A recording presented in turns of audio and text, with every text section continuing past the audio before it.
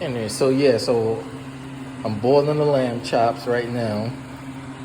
I just cut them in half because they was real big. I got them at Costco's, so they like real big. So I chopped it in half. It's 8 pieces, then four bones, whatever. But what I did was boil it a little bit so that I can cut it or whatever. Of course, I'm not gonna leave it like that. I'm gonna boil the rest of the blood out of that. But right now I'm boiling this one, and I don't have a big pot that I can put it all in. I would have did that, so I'm just gonna have to be patient and take my time with it. And then once I boil all the blood out of it, then I'll fry it up and stuff like that. But this is a first process, and I have a certain set of chopsticks that I use to flip it around. I don't know, I got accustomed to doing that, using chopsticks. Yeah, so that, bam, I'm about to flip this over. Wait a minute. See if I can do this on the cam. Flip it over.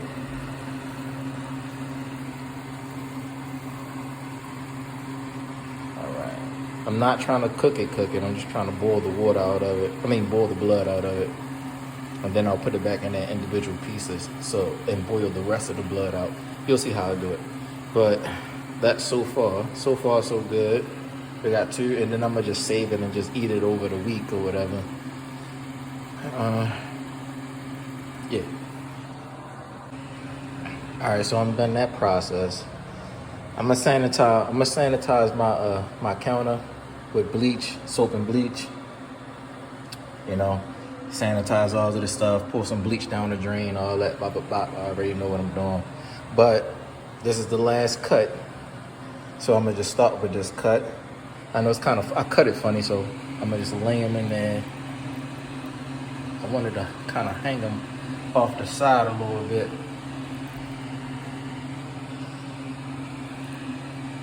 So I can get more of a, and this is not the final step. This is just getting the rest of the blood out. So I, refresh the water. See how that works. Put more in there. They just won't pretty much fall all over the place. Try and be decorative, but it ain't,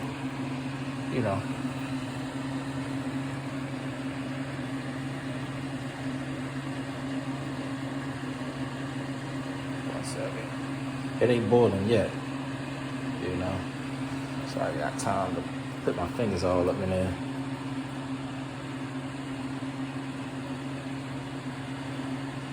Alright, I'll start with that. This is not the final step. I'm just getting the blood out of them. So I'll just be twisting them and stuff. Once the blood is out, it's pretty much going to be cooked. But that's not the final step. I'm going to fry mine. And fry mine hard. So I'm going to season them all up. Season them up. Fry them up. Whatever the case. What I got? I ain't got too much of nothing. I got smooth extra virgin, so I'm gonna use that, and just use some basic salt and pepper. Probably use some half salt and pepper, and then the other salt, pepper, onions, and just onion, salt, garlic. I need some onion powder, and some other seasonings. I need a lot more seasoning, but I keep it simple, salt and pepper, But I also have some of the Sweet Baby Ray's. But it's not all that, but it's a nice little flavor. I could, then I also have, I don't have that much left, hot sauce. But, and make it do what it do. Salt in the bowl now. Hold on. Salt in the bowl.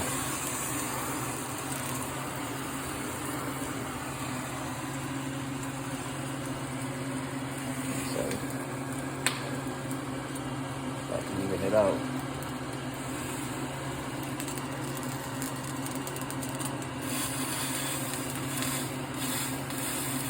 Alright, just turn it down some.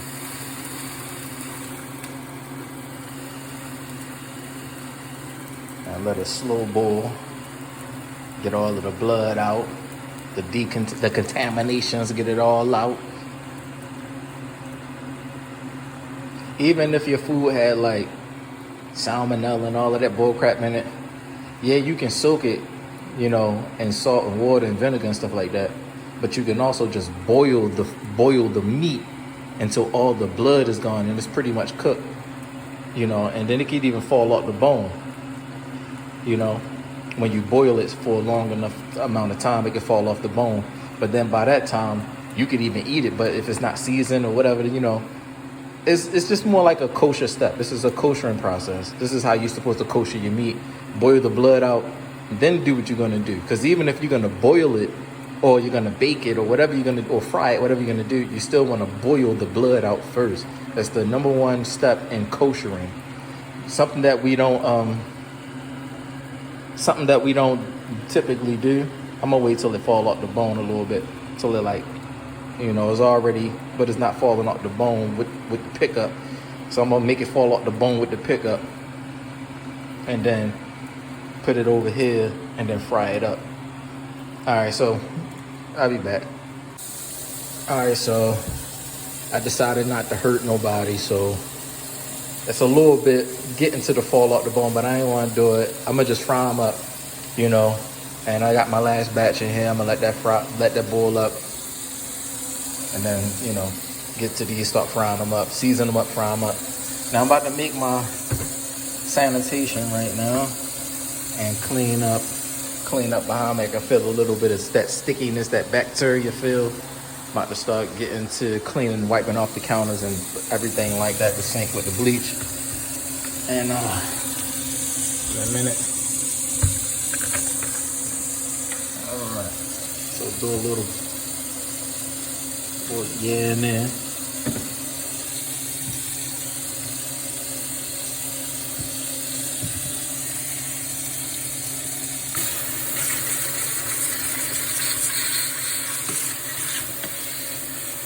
some hard water. Get it.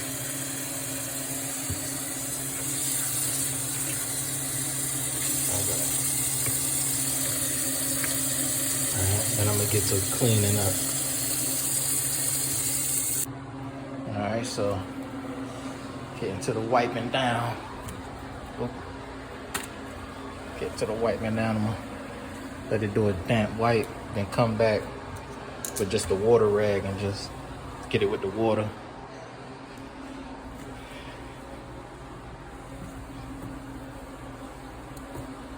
Alright.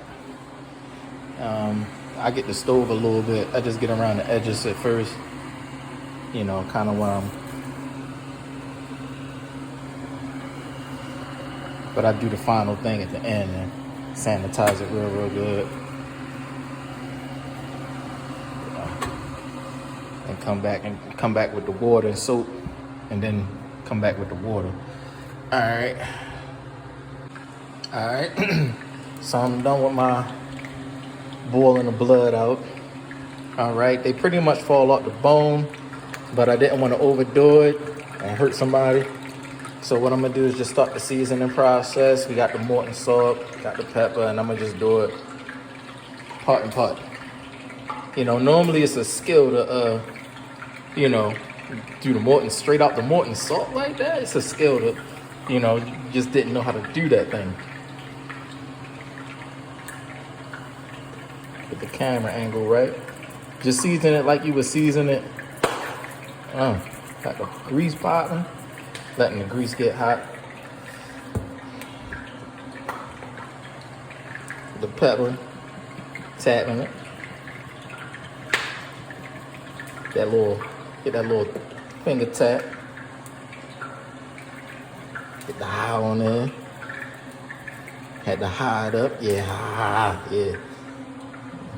All right. And the onion salt.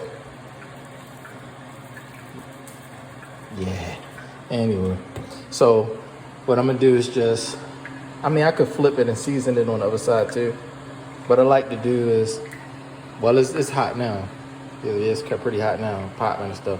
What I like to do is just put it in there on the seasoned side first, and then season the top while I'm, so that the grease can be seasoned up. So let's see what we talking about. All right, we in there. I think I can put like 3 in here.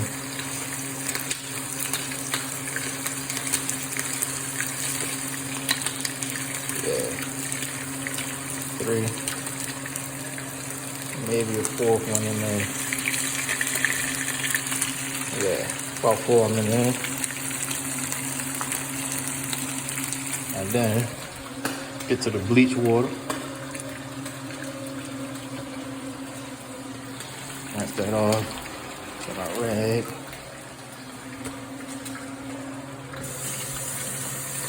Rinse the bacteria off. Get back to the rag.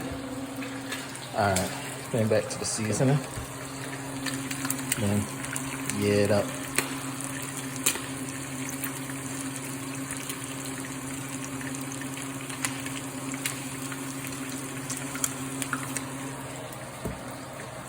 Then I'll use the disc to tap it up.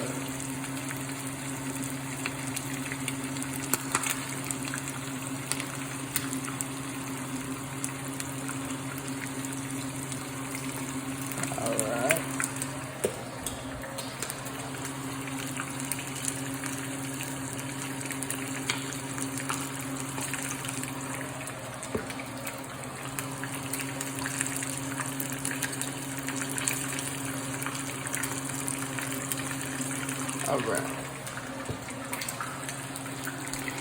Alright. And what I'll do is turn it a little teeny bit more up because it's already cooked.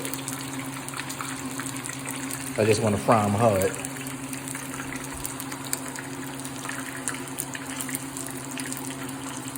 Yeah, that's good. Alright, so we in there. Got the other seasoning, seasoned up. Yeah, we gonna have to say this. Yeah, man. The last time I cooked them steaks, man, them things was like straight, just true straight. Oh, I'm sure he had that. It wasn't too hard. It wasn't too soft. It had that crispy, with the soft inside, but it's already cooked with the seasoning, talking about the All right. And I just had basic seasons. I ain't really got too much, but it still was all that. Yeah, like that hard fry. I had like to fry mine hard. But I'm going to turn it back over still. I'm going to turn it back over again. Just getting that hard fry in there. And after they fry hard like this, you can just use your finger and pull it right off the bone. It's not going to be fall off the bone, but you can just use your finger and pull it right off with no problem. Like, you know how like back in the day you used to cook pork chops and it'd be hard and stuff like that? Nah, these, you can just pull them off with your finger. You don't even need no fork or nothing. You don't need a knife or nothing. That's how I cook the steaks. You don't need a knife or nothing. You can just use a fork and pick it up and bite it, and you don't gotta be biting into it extra hard and stuff like that. Yeah, man, that kosher process is everything. I'll be back though. All right, so I'm back. Hold up. All right, so my first batch is out. I wanna do a bite test. I already done peeled it off with my finger. Let's see.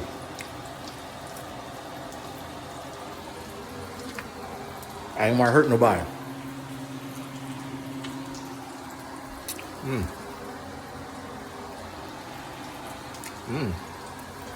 All right.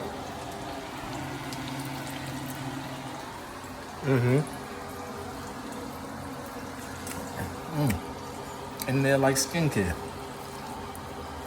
Yeah. All that to fall back. Yeah, so let me get to the rest of these. And then I'm gonna have a baked potato. So lamb chops and baked potato. Or as you can say, a rack of lamb ribs, 2 racks of lamb ribs, chopped in half, turned into lamb chops, and the baked potato. But I also got the sauce, so I'm gonna just sauce it up, get some bread with it, and we in there like skincare. All right, so I'm into the last step. Let me finish this and talk to y'all later. All right, y'all, so cleaned up nicely. All right, I'm gonna reuse these paper plates because I'm cheap as ever. And they all flimsy. I'm gonna let them dry. You reuse them later. Let the grease dry. I'll use that later. All right, so I got my baked potato. I just kept it simple. I just took a billow of butter, put it in there. It's melted now. salt and pepper. Got me a half a rack, 4 lamb chops. I got my sauce on the side, real light. The rest I got up in here, saving for later. And I got me some tea, but I'm gonna choose between 2 teas. So it's either gonna be honey bush, mandarin, and orange, or chamomile, honey, and vanilla. I have more chamomile than mandarin and orange. So, bubblegum in a dish. How many bubble gums do you wish? 5. 1, 2, 3, 4, 5. All right, I'm gonna do that. All right, y'all, so I'll see y'all later. All right, y'all, now after we eat, we pray for the thanks of the food. That's how it's done in the Hebraic way and other Eastern cultures. But the prayer is this. Baruch atah Adon ha'olamim Eloheinu. Baruch hu la'olam ed. Asher barei kol dabarim tov la'achal. And that's pretty much the prayer. Thank you for all things good to eat. And I add on, anything unlawful I know not of in the food, let it not be held against me. Anything right to do that I'm not able or capable to do, please let it not be held against me. Salah. And that's my prayer that I say after I eat. Normally I don't say it out loud because people are nosy. And, oh, he don't pray. I just keep it in my heart. But that's the prayer after I eat. Also, just finished washing, and the prayer for that is Baruch atah Adon ha'olamim Eloheinu. Baruch hu la'olam ed. Asher miswanu la'natala hayadim wala mikwa. Basically the praying you command us to wash the hands and to mikwa, to immerse, to cleanse deeply. All right, and that's the prayer for that. And then you have other prayers that you do, the Shema and this, that, and the third, and then that's sets your night and you're ready to relax, chill, go to bed, reading, whatever the case. And this is how you do it. The Christian way isn't it. You're gonna get to any kind of salvation through the Christian way or any kind of protection, calling on a false deity name, because names are proper nouns.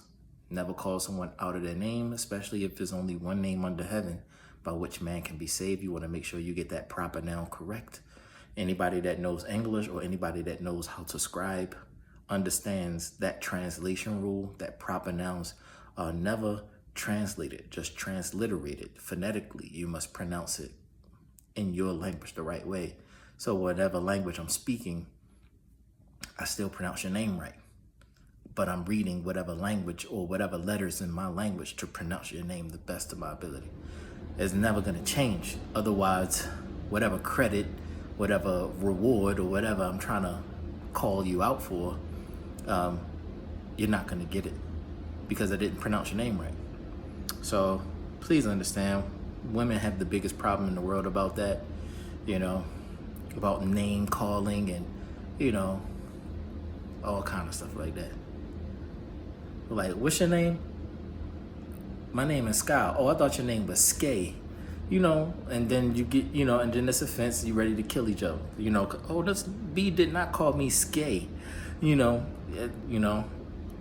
Stuff like that. So please understand, when it comes to the Savior, pronounce his name right. But come to someone that knows his name and knows the ins and outs about his name so that you can call on the right name so that help can actually come. Salvation can actually come, power can actually come, and you get real protection.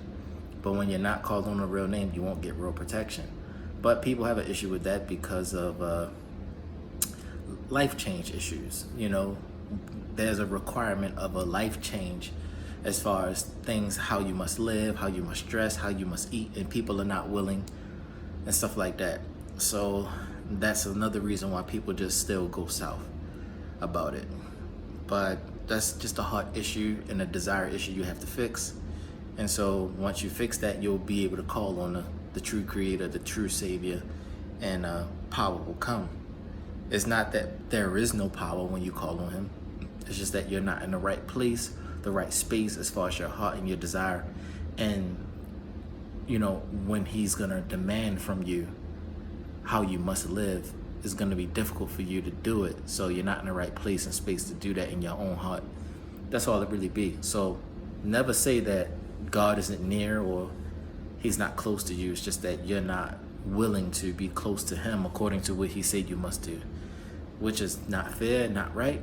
This is his world. It will be right to, what do you desire of me? How must I live? And then do thus in his world, breathe in his air, everything he made for us. It would be beyond fair to do that for him. But that would be the reason why people go other avenues instead of go the right path, even if they know or don't know, whatever the case. So with that said,